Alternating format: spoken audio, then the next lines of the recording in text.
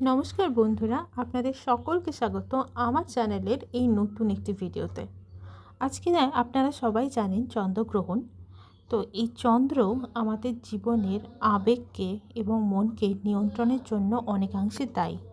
তো চন্দ্রগ্রহণের সময়টা আগে আমরা জেনে নিই। তো চন্দ্রগ্রহণ হবে দুপুর 3:20 থেকে ঠিক সন্ধ্যা 6:47 পর্যন্ত, এবং সর্বাধিক গ্রহণের সময় হলো 5:33 পর্যন্ত। এই সময়টা ভারতবর্ষেতে চন্দ্রগ্রহণ দেখতে পাওয়া যাবে, এবং এই গ্রহণের সময় আপনারা না কিছু খেতে পারবেন, এবং এই গ্রহণের সময়টা আপনারা চুল কাটা, নখ কাটা, সেলাই করা ইত্যাদি থেকে দূরে থাকবেন। গর্ভবতী মহিলাদের বাইরে না যাওয়াই ভালো। লোকবিশ্বাস অনুযায়ী কোনো ধারালো জিনিস ব্যবহার না করা এবং বাইরে আকাশের দিকে না তাকানোটাই গর্ভবতী মহিলাদের জন্য খুবই ভালো। আজকের দিনে কোনো শুভ কাজ, বিয়ে, গৃহপ্রবেশ, নতুন কাজ শুরু ইত্যাদি করতে যাবেন না। পুজো বা মূর্তি স্পর্শ করা আপনাদের উচিত নয়।